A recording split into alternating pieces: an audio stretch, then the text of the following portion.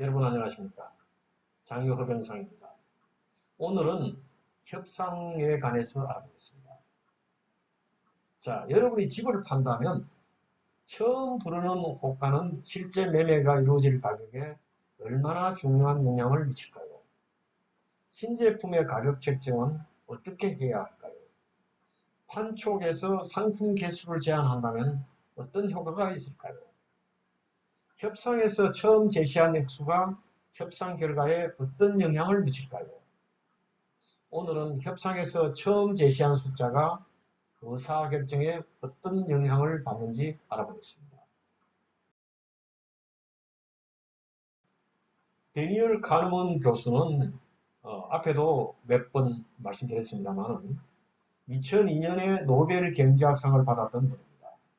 그런데 이분은 심리학자가 처음으로 노벨 경제학상을 받은 기록을 세웠습니다.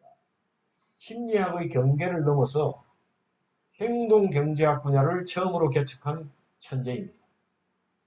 이분의 책 생각에 관한 생각에 나오는 실험과 결과를 요약해서 말씀드리겠습니다. 우선 첫 번째 실험입니다. 실험에서는 실제로 매물로 나온 집을 놓고 호가를 높고 낮은 것 중 두 개로 다르게 측정하였습니다. 그래서 부동산 중개인이면 전문가지 않습니까? 굉장히 자존심들이 높은 분들을 모셨습니다. 그래서 이분들을 두 그룹으로 나누어 가지고 집의 자세한 특성을 알려주는데 이때 한 그룹은 높은 희망 가격을 알려주고 다른 그룹은 낮은 희망 가격을 알려주었습니다. 그런데 그 집의 적정 매매가를 전문가의 견해로서 책정해 줄 것을 부탁드렸습니다. 다음은 완전히 부동산 잘 모르는 사람입니다. 대학원생들, 학생들이니까 뭐 알겠습니까? 이 학생들도 똑같이 두 그룹으로 나누어서 한 그룹은 높은 희망 가격을 들려주고 다른 그룹은 낮은 희망 가격을 알려주었습니다. 그러고 나서 똑같이 그 집의 적정 매매가를 책정해 달라고 요청을 하겠죠. 결과만 말씀드리겠습니다. 부동산 중개인과 대학생 모두 할 것 없이 높은 희망 가격을 알려준 그룹은 높은 매매가를 책정하였고 낮은 희망 가격을 알려준 그룹은 낮은 매매가를 책정하였습니다. 다만 차이가 있다면 부동산 업자들은 자신들은 전문가이니까 사전에 제시받은 값에 영향을 받지 않았다고 자랑스럽게 말했죠. 반면에 대학원생들은 영향을 받았다고 인정했습니다. 정리해서 말씀드리자면 부동산 전문가이든 부동산에 대해 전혀 모르는 대학생이든 가리지 않고 처음 들었던 값에 영향을 받은 것입니다. 이때 처음 제시된 희망 가격을 심리학에서는 기준점이라고 부른답니다. 또 이러한 현상은 우리의 두뇌가 기준점의 영향을 받기 때문에 일어나는 현상입니다. 전문가조차 이미 머릿속에 주입된 값을 자신도 모르게 떠올려서 그 떠오른 값을 기준점으로 삼아서 가까운 숫자를 내놓게 되는 것입니다. 이런 현상을 기준점 효과라고 합니다. 이런 현상은 전혀 모르는 수량을 추정할 때 머릿속에 주입된 숫자가 떠오르면서 나타납니다.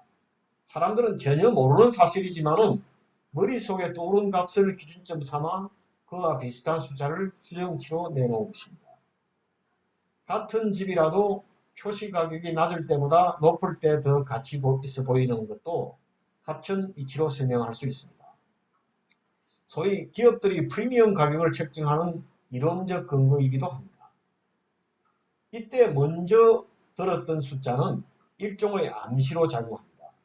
이 암시는 마치 폭탄의 내관과 같이 점화하는 역할을 하게 됩니다. 다른 실험을 두 개 더 예로 들어서 말씀드리겠습니다. 두 번째 실험입니다.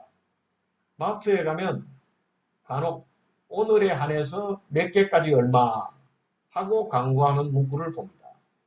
이때 몇 개까지가 기준점이 됩니다.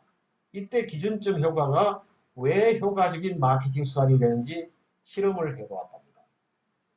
어느 슈퍼마켓에서 수프 통조림을 10% 할인해서 파는 행사를 했습니다. 그러다가 어느 날은 구입량을 12개로 제한하고 구매량 제한이 없을 때의 매출액과 비교하였습니다. 결과부터 말씀드리자면 소비자들은 구매량 제한이 없을 때는 3개 반을 구매하였답니다. 그러나 구입 한도를 12개로 제한하자 평균 7개를 구매하였더랍니다. 2배가 팔린 거죠. 이제 여러분 홈쇼핑 채널에서 몇 개밖에 남지 않았다고 강조하는 이유를 아시겠죠? 세 번째 실험을 말씀드리겠습니다. 이 실험은 아이를 키우는 분들이 참고할 만합니다. 말을 잘 듣는 10대 아이가 집안이 떠나갈 듯이 높은 소리로 음악을 듣고 있었습니다. 이때 부모는 소리를 적당히 낮추라고 말을 합니다. 그래서 아이는 소리를 나름대로 적당히 줄입니다. 그러나 아이 입장에서는 애초에 소리의 기준점이 높기 때문에 부모가 원하는 맛이 충분히 조정할 수 없을 때가 많습니다. 부모는 당연히 꾸중을 하겠죠?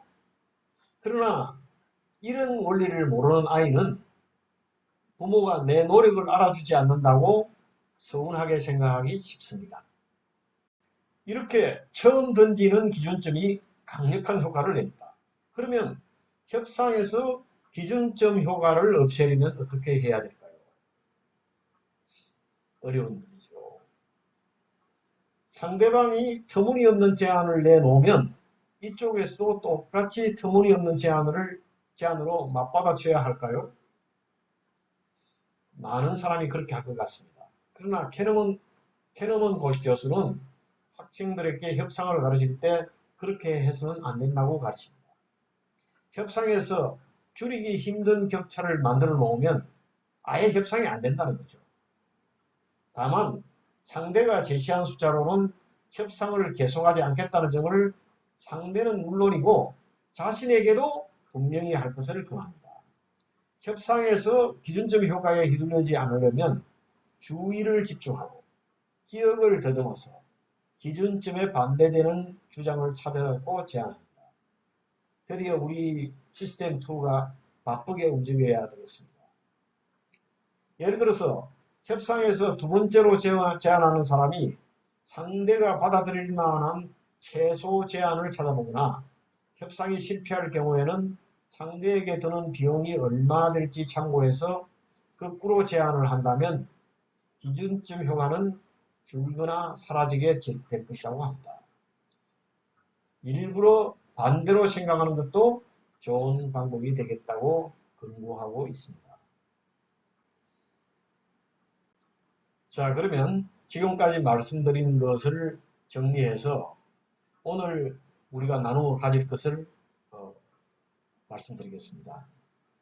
첫째, 우선 우리는 일상의 업무에서도 언제든 기준점 효과가 발생할 수 있다는 것을 유념하면 좋겠습니다. 두 번째는 사람들이 메시지에서 주목하는 것은 내용이지 다른 게 아니라는 겁니다.